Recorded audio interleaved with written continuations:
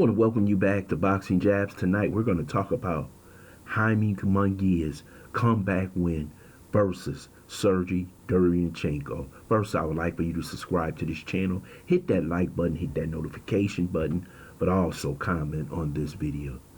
Tonight we may have seen the fight of the year.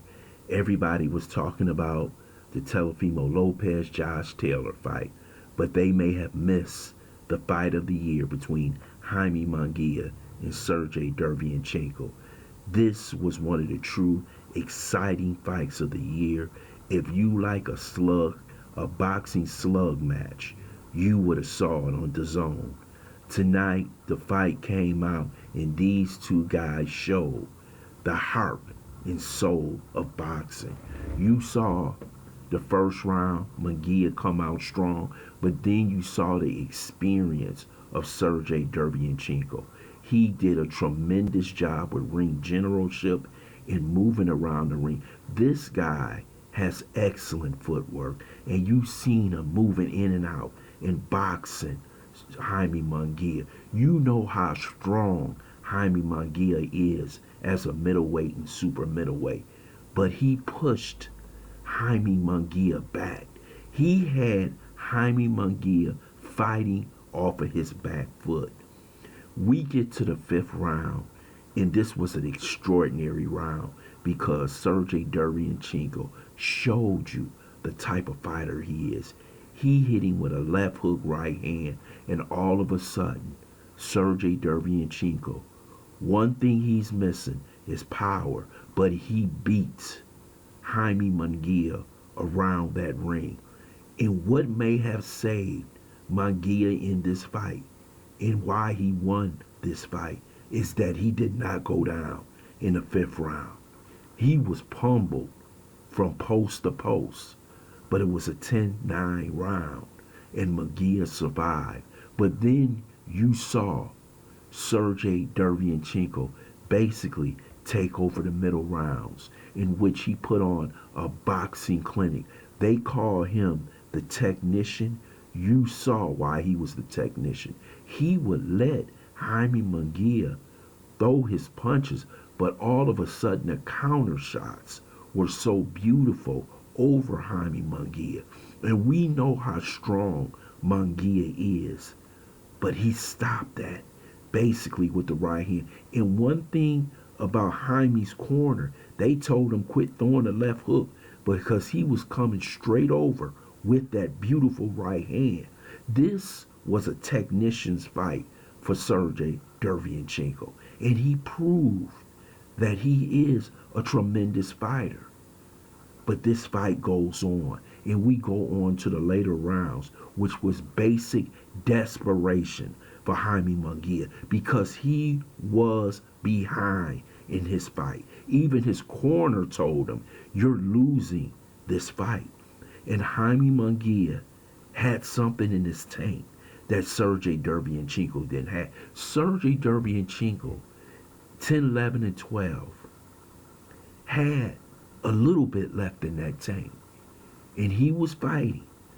But somehow, Jaime mustered up enough strength in this fight to make a tremendous comeback.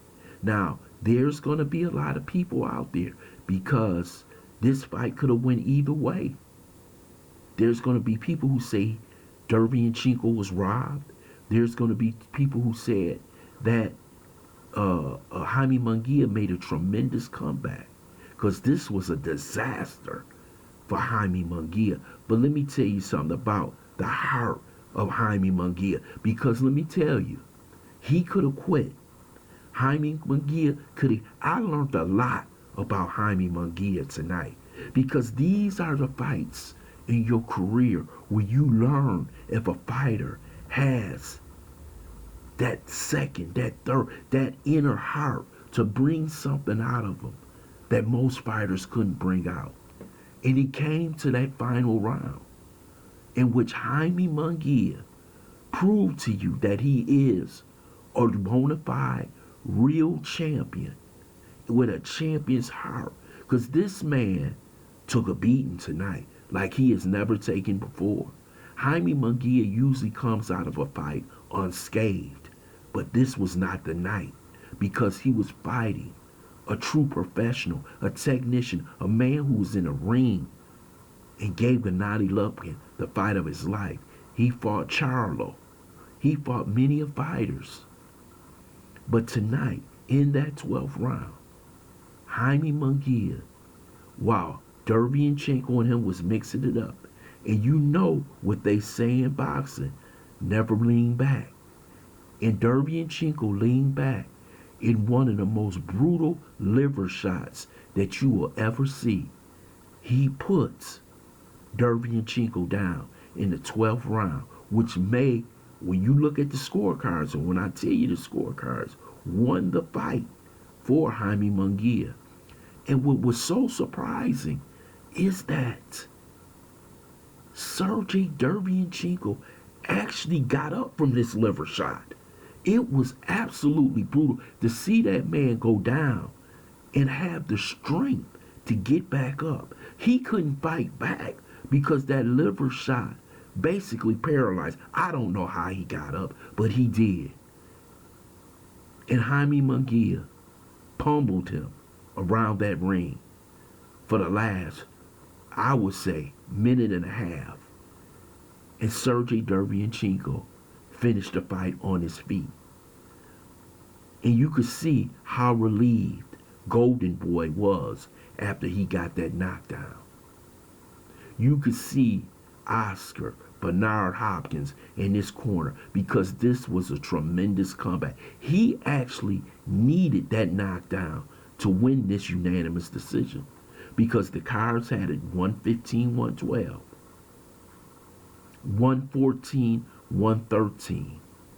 So if he did not get that knockdown, it would have been a draw.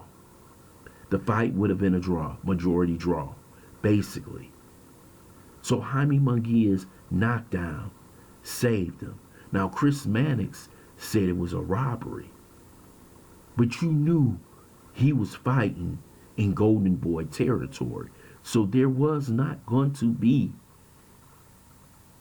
a loss for him if that fight was close. But Jaime Munguia pulled it off. And it was a great comeback and a great fight, and it's possibly the fight of the year. That's how good of a fight it was. Better than the Teofimo Lopez and Josh Taylor fight. This was a hell of a fight, and I hope you get to watch this fight if you didn't have the zone, because that's how good it was. The ebb and flow in this fight was so good. So I want to give both fighters the credit they deserve. Sergey Derevyanchenko comes up once again on the wrong side of the ledger. How many close fights can this man lose? And tonight, he lost it in the 12th round on a liver shot. I want to thank you for listening to this quick take on Boxing Jabs. I hope you subscribe to this channel. Smash that like button, but also share this video.